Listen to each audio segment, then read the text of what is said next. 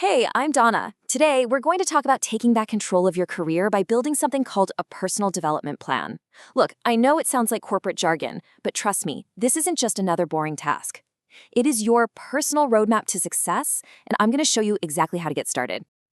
Okay, let's be real. Do you ever feel like you're just spinning your wheels?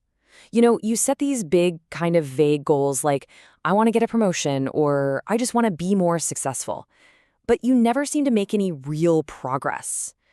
Well, that feeling of being stuck, it's super common.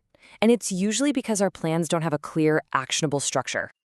Now, I know what some of you are probably thinking. The minute you hear development plan, you get this cold feeling, right? You're thinking of that thing your boss hands you after a not-so-great performance review? Yeah, it's got a pretty bad rap. But today, we are completely flipping that script. This is about you taking control of your own destiny. We're going to make this a tool for you so you never have to dread hearing those words again. All right, so here's what we're going to cover. First up, the accountability problem and why you need to take back control. Then I'll walk you through a super simple framework with 7 key categories. After that, we'll make sure your goals are actually achievable using the SMART method. And finally, the most important part, taking that very first action step. Let's do this. So let's talk about taking back control.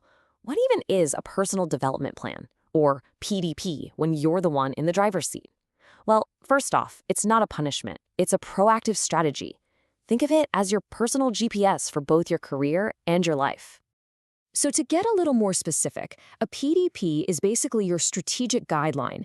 It's where you get really honest with yourself and define 3 really important things: who you want to become, what skills you need to get there, and what milestones you want to hit along the way.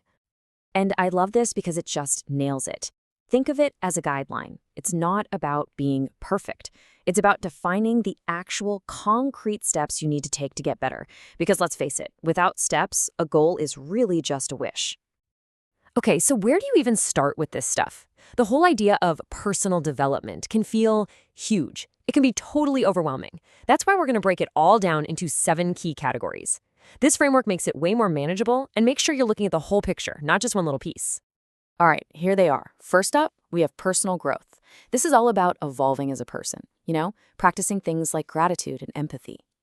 Number 2 is personal skills. These are your classic soft skills. Think communication, teamwork, or, and this is a big one for a lot of us, time management strategies if you struggle with procrastination.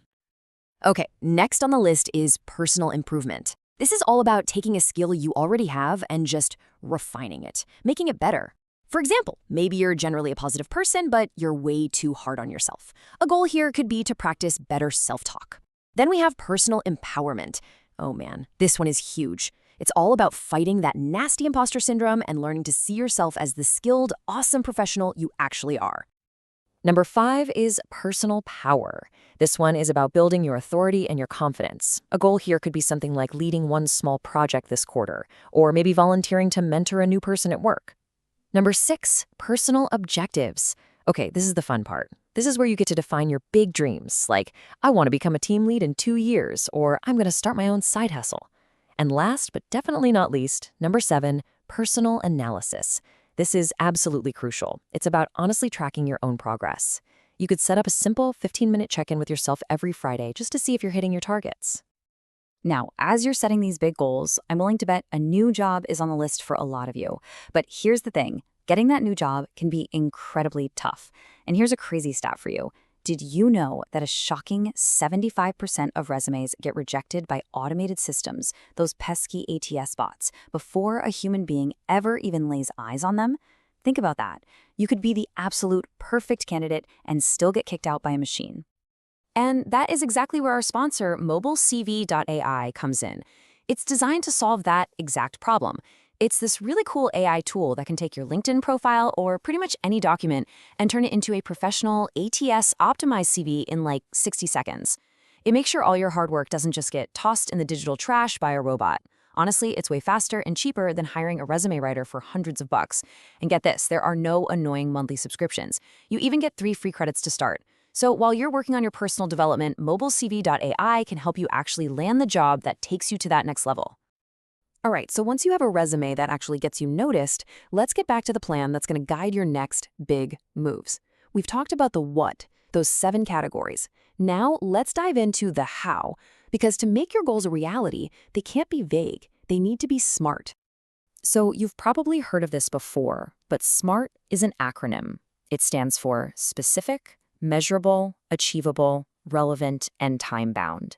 What this framework does is it takes a fuzzy kind of someday wish and turns it into a concrete target that you can actually hit.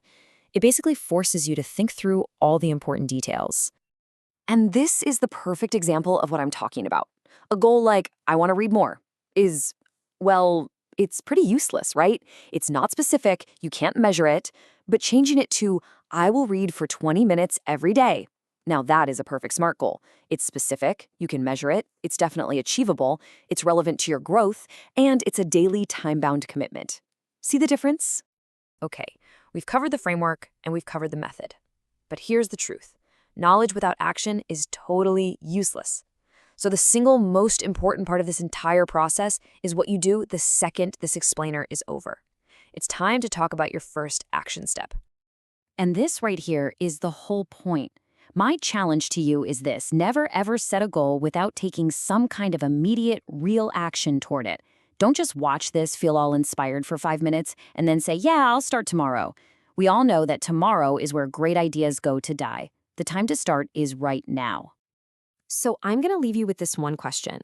What is the one small action you are going to take today to get the wheels turning on your personal development plan? Are you going to draft out your 7 categories? Are you going to go online and order that book for a new skill? Are you going to finally sign up for that class? Don't wait. Decide right now. Hey, if this was helpful for you, do me a favor and hit that like button. And I would seriously love to see your commitment, so drop a comment below and let me know the top 3 goals you're prioritizing. And of course, make sure you subscribe so you don't miss the next explainer. I'm Donna, and I'll see you next time.